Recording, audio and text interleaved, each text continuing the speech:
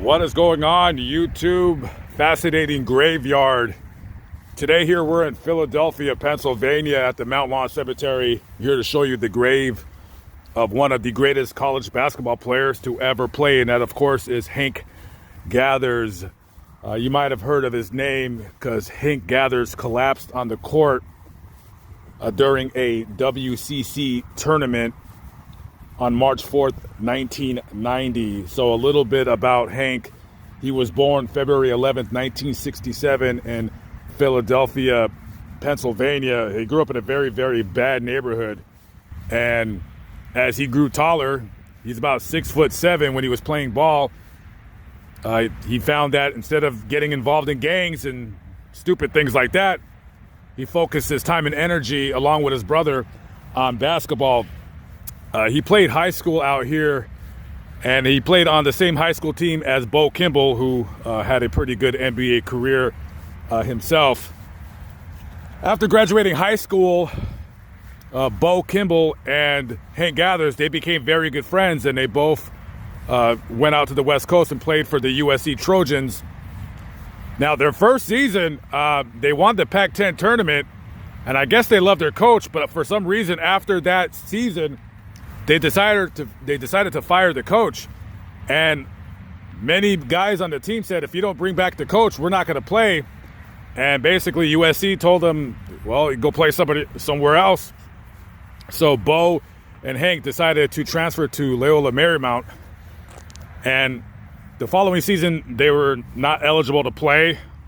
So they had to skip a season. So the third season was pretty much where Hank Gathers got a lot better in terms of playing basketball.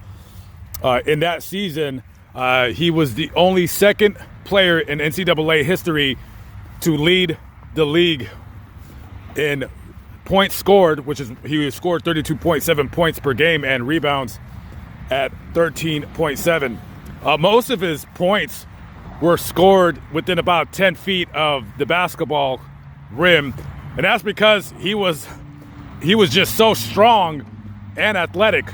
So a lot of his points were off of putback dunks or fast break points or what have you. So the first time he collapsed in the game was on December 9th, 1989.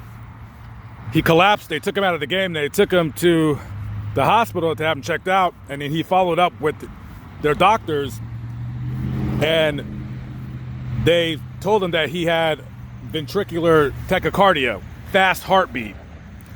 Now, originally they prescribed him beta blockers to control his abnormal heartbeat, and I believe he was left off the team from participating in any activities for about, I want to say it was a few months.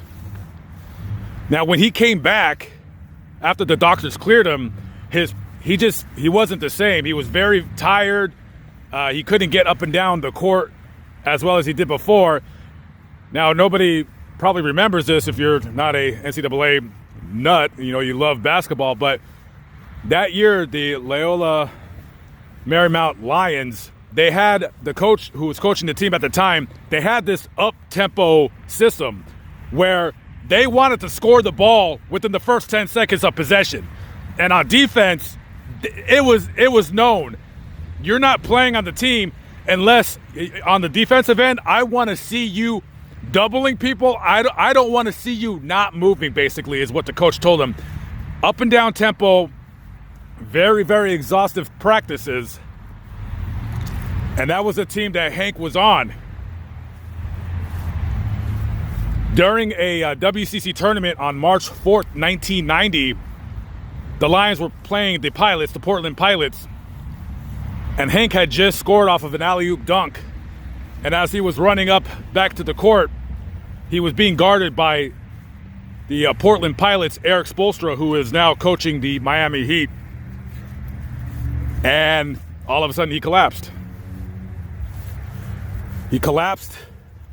And the trainers came running out.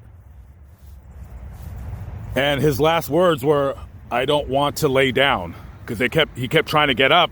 And they didn't want him to get up. They wanted him to stay down. He was rushed to the hospital. The game was called, and he was pronounced dead at around 6:55 p.m. March 4th, 1990. This is his grave. This is Hank Gathers, number 44 for the Loyola Marymount Lions. Number 44 will never ever be worn by anybody on that team ever again.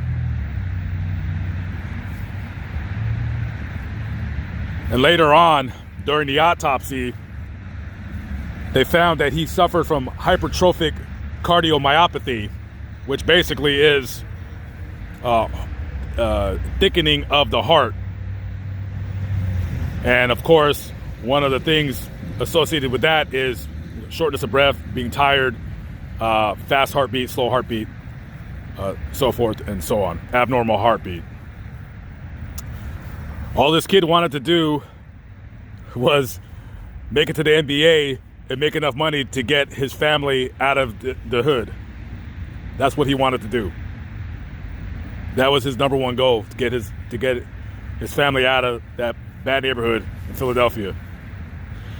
And it was funny because in an interview I was reading online, when Bo and Hank transferred out to USC, they were warned. You know, because USC, if nobody's ever been out there, USC is in a area of Los Angeles, South Los Angeles. It's not a very good area. And they were warning them, hey, this is a bad neighborhood, so you might want to be careful when you're walking around at night. And Hank was like, what are you talking about? This place is nice compared to where I'm from in Philly. He said he thought that was the suburbs over there.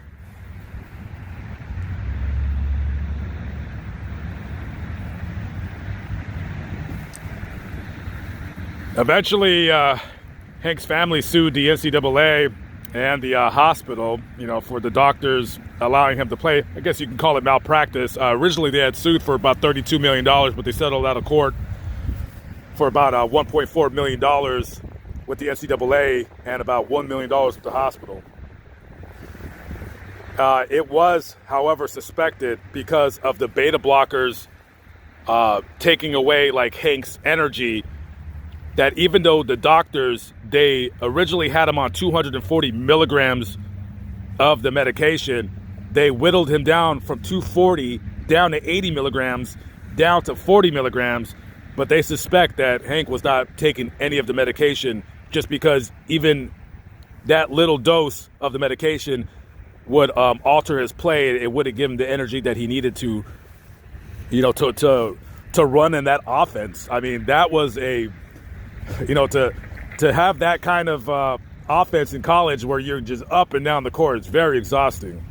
It's very exhausting. So in hindsight, modern medicine is always advancing.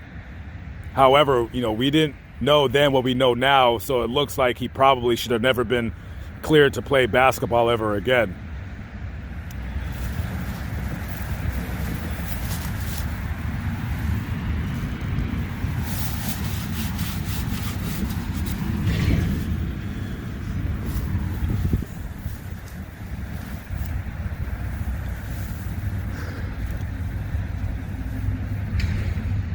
I wonder if anybody thinks he was the greatest college player to never play in the NBA, or maybe Len Bias. I think the debate is between those two, because I think pretty much every other great college player has played in the NBA. Maybe they didn't have the career that they were supposed to have. But leave a comment below. Tell me, because I'm not the biggest college basketball fan, but tell me, who do you guys think played in college that ever played in the NBA? Who do you think was the greatest player? Rest in peace to Hank Gathers, number 44. Nobody will ever wear your number again for the Lions. Okay, guys, I'm out of here. I'll catch up with y'all later. Peace out.